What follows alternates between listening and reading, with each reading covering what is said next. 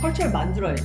싸워야지. 싸울 거는 싸우고 만들 건 만들고. 진짜 매주 애기가 태어나는 거예요. 수유실 이런 것들이 없는 거예요. 근데 그 수유가 어떤 방식으로 일어나는지 모르시는군요. 이랬더니 나는 나를 믿는 게 답이었어요.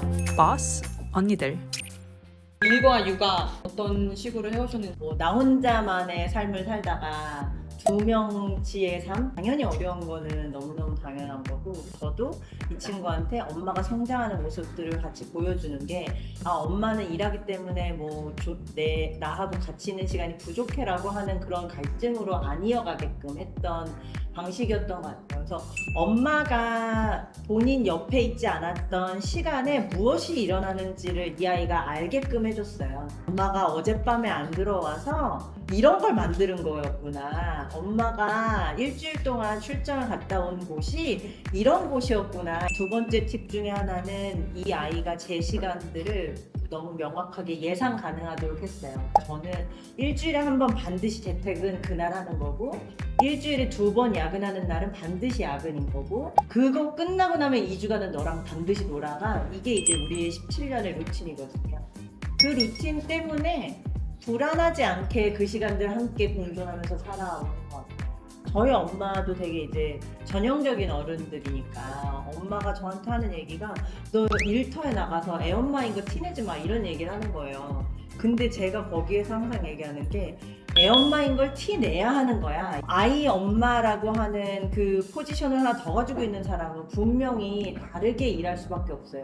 그걸 조직이나 친구들이 같이 이해해주지 않으면 이 사람이 여기에서 생존해 나갈 수가 없잖아요. 또 다른 노력들이 필요한 삶을 살고 있는 사람이라는 것들을 알려줘야 된다고 생각해요. 저는 저희 팀들하고 캘린더 아예 공유한 지가 지금 몇십 년 된 건데, 제 시간들 모두를 우리 딸아이가 나를 예상할 수 있게 한 것처럼 우리 팀원들이나 나의 다른 사람들도 예상할 수 있게 해주는 게 그 두 가지를 다 할 수 있는 방법인 것 같아요. 서로 존중하는 시간들이 자꾸 쌓여가지고 모두가 같이 일할 수 있는 환경들을 만드는 거죠. 만약에 한국적으로 운영하는 회사에 들어가셔서 컬처가 되게 다르다 이랬을 때 어떤 식으로 변화를 가져오실 것 같으세요? 컬처를 만들어야죠. 싸워야지. 싸울 거는 싸우고 만들 건 만들고. 제가 이제 왜 글로벌 회사를 많이 다녔지만 결국에는 이제 한국 지사에 있다 보니까 사실은 한국 사람들이 모여있는 한국 커뮤니티의 회사들이에요. 예전에 제가 다녔던 처음에 이제 그 글로벌 회사에서는 수유실 이런 것들이 없는 거예요. 근데 그 회사는 여성 직원이 60%가 넘는 직원이었고, 네. 제가 거기서 7년 회사를 다니는 동안 제 앞으로 한 40여 명의 애기 엄마들이 생겼었단 말이에요. 진짜 매주 애기가 태어나는 회사였어요. 근데 회사에 수유실이 없어요. 그게 너무 화가 나서 제 선배들한테 아니 도대체 선배는 왜 수유실 없는데 어디서 한 거예요? 그랬더니 화장실에서 했다는 거예요.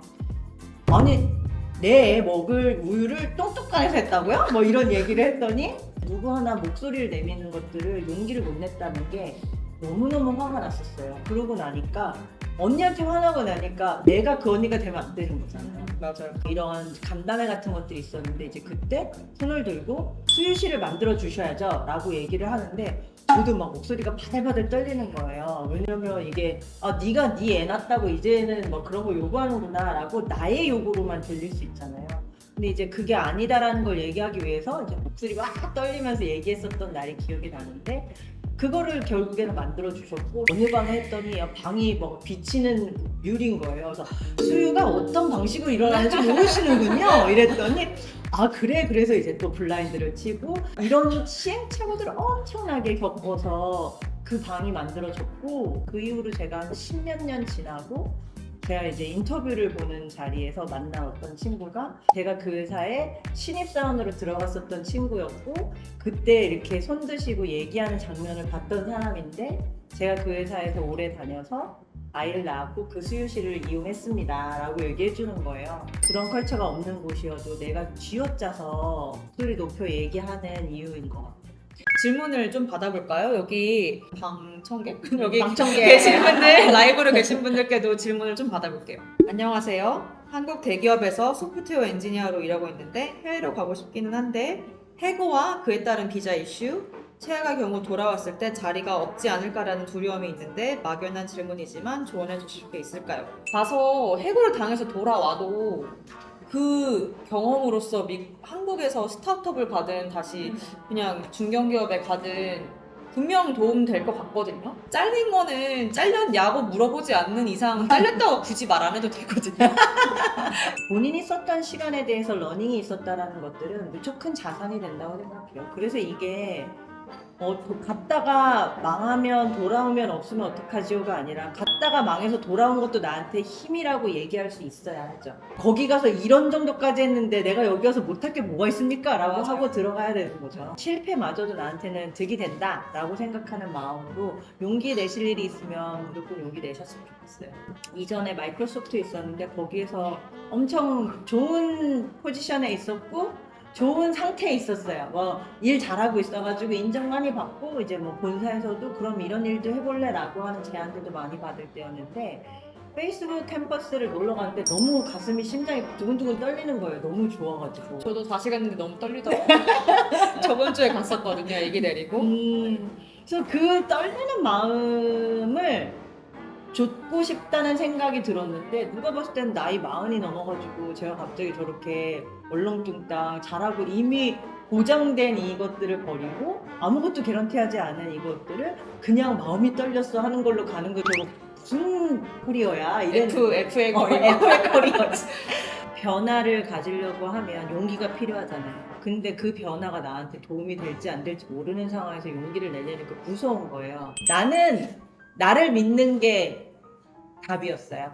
이직을 하려고 한다거나 또는 변화를 가지려고 했을 때 이 변화라는 것들이 앞으로 어떤 일이 벌어지지 못한다는 거는 항상 다 똑같아요. 그 두려움을 이겨낼 수 있었던 건 내가 할 건데 내가 잘해낼 건데 나 최선을 다할 건데 뭐가 달라지겠어? 잘하면 되겠지 라는 생각으로 믿었기 때문에 그 변화를 선택할 수 있는 용기를 낼 수 있었던 것 같아요. 제일 중요한 거는 인생의 대부분의 디시전은 그렇게 엄청 중요하고 오래 되는 디시전이 아닌 것 같아요. 만약에 내가 A를 하다가 PM을 하다가 PM을 하고 싶어서 가봤는데 생각했던 것처럼 좋지 않잖아요? 다시 돌아오면 돼요. 맞아. 아님 말지 뭐. 네, 아닌 말죠.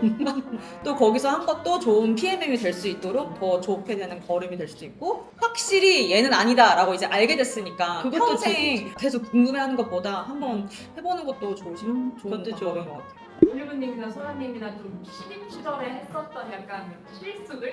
얼마만에 이렇게 27년을 하면 이렇게 느껴지는 거예요. 그러니까 내가 아직 뭐 가랑이 찢어지는 거지. 초반의 실수는 뭐 말할 것도 없지. 뭐 그러니까 주주총회를 하는데 내가 이제 막내여가지고 그 막 제안서를 썼는데 주주총회니까 얼마나 이게 막 민감해요 사람들이. 했는데 너무 심각한 오타들이 있는 거예요. 근데 내 눈에 제일 먼저 보이는 거야. 왜 안 보였던 거야? 이러는데 이제 팀장님이 막 바들바들 떨고 있는 게 보이니까 뒤에서 나 무릎 꿇고 의자 위로 올라가가지고 어떡하죠? 이러고 있었는데 진짜 막 이 동공 흔들리는 팀장님을 봤던 그 시간이 저한테 지옥 같았거든요. 저는 일보다도 인간관계에서 제가 존경을 하기 힘들었던 매니저가 있었거든요. 근데 싫어하는 티를 못 내는 걸 못했어요. 그러니까 걔들도 자기 안 좋아하면 아는데 인간이면 당연히 알겠죠? 응. 근데 제가 거기서 미스했던 거는 그때 넷플릭스 다녔었는데 일 못하는 사람 잘 자르기로 유명하니까 이 사람이 곧 잘릴 줄 알았던 것 같아요. 근데 이 사람은 위에 매니징업을 너무 잘하는 거예요. 그거를 못 봤던 것 같아요. 그래서 거기서 배운 거를 나중에 메타 가서 많이 써먹었던 것 같아요. 매니저가 싫어도 아니면 스킵 레벨이 싫어도 티내지 좋은 척 말자? 하는 거. 옛날에 그냥 광고비 했을 때 2만 불을 제가 오버스펜드 했거든요. 근데 제가 연봉이 4만 불이어갖고 2만 불이 너무 큰 거 같아서 토할 뻔했거든요. 근데 나중에 몇 년 지나고 보니까 넷플릭스 있을 때 다른 친구가 50만 불을 오버스펜드 한 거예요. 근데 걔는 별로 아무 생각도 안 하고 그러니까 이게 다 relative한 거고 근데 진짜 토할 줄 알았어. 근데 그때 매니저가 야 이거 뭐 사랑 구하는 것도 아니고 그냥 돈이야. 그러니까 되게 마음이 놓였는데 그렇게 배운 것 같아요. 글로벌 회사에서 승진을 고민하는 직원에게 줄 수 있는 조언이 있을까요? 두 분께서는 어떤 계기로 승진을 하게 되었는지. 사실은 이제 어느 순간 이제 직급이 올라가고 나서 봤더니 나한테 있어서의 성장이라는 것들의 기준이 직급 프로모션인가 이런 생각이 좀 드는 거예요. 당연히 프로모션 하면 월급도 많이 받고 이러니까 훨씬 좋을 수 있지만 내가 먼저 성장하는 것, 내가 승진하는 것보다 우리 팀 애들 다 승진시키는 게 나한테 제일 큰 행복이에요. 애들 승진 열심히 시키다 보니까 애들이 자꾸 올라오니까 나 올라갈 수밖에 없더라고. 아 맞아요. 그걸 이해를 못하는 매니저들이 많더라고요. 음. 밑에 레벨 높은 애들이 많아질수록 그렇지. 이해가 되는 건데 내가 올라갈 수밖에 없는 거예요. 나 밀고 올라오고 있는데 내가 거기서 뭐 빠져야 되는 게 아니라 얘네랑 같이 내가 이렇게 동반 상장을 할 수 있으니까. 그래서 사실은 저는 저희 팀원들 덕분에 승진한 것 같아요. 얘네들이 잘 크고 있어가지고. 와 엄청나네. 소라님은 어떤 환경에서 크고 음. 아이를 어떻게 키우시는지. 저는 사실 제가 욕심이 많아진 이유가 여러 가지가 있는데 사실 저희 어머니가 공부를 잘하셨는데 집에 좀 경제적으로 좋지 않아서 돈을 벌어서 동생들 대학교를 보냈던 약간 그런 시나리오였어요. 그러다 보니까 엄마가 집에 돈이 많지 않았지만 저의 교육엔 되게 아낌없이 쓰셨던 게 있는 것 같고 다른 거는 저는 아버지가 그렇게 좋은 아버지가 아니라고 생각했거든요. 그래서 나는 이렇게 안 좋은 상황이 있었을 때 나와 내 주변 사람들, 내가 사랑하는 사람들을 지킬 수 있는 강한 사람이 되어야겠다. 그 강한 사람이 되려면 돈과 권력 그리고 내가 어디 나가서 돈 벌 수 있는 스킬이라고 생각을 해서 오히려 그렇게 정신적으로 건강한 방법으로 성공에 오른 것 같진 않아요. 근데 이제 아이를 생각해 봤을 때 아이가 막 명문대 가고 막 대기업 하고 이러면 엄마로서 자랑스럽긴 하겠지만 주변 사람들 막 밀고 제치고 막 엄청 불안해하면서 그렇게 하면은 성공한 삶이라고 생각하지 않거든요. 그래서 자기가 행복한 게 뭔 줄 알고 주변 사람들한테 되게 카인드하고 이런 사람이 되길 바래.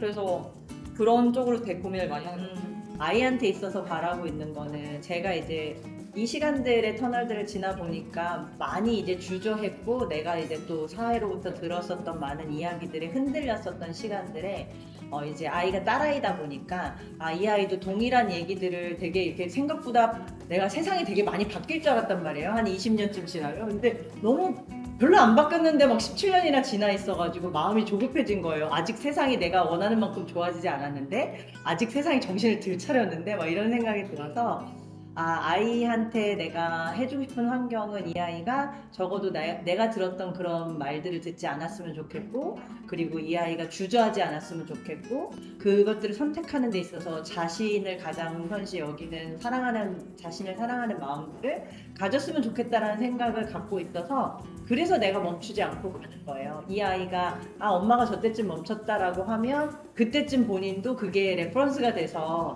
엄마도 저때 뭐 애 때문에 그만뒀으니까 뭐 이런 생각을 하게 될까봐 나는 절대 멈추지 않는 삶을 살겠다를 저에게도 아이에게도 항상 되풀이하고 있고 그래서 그로 인해서 아이는 주저하지 않는 삶을 살았으면 좋겠다라고 생각합니다.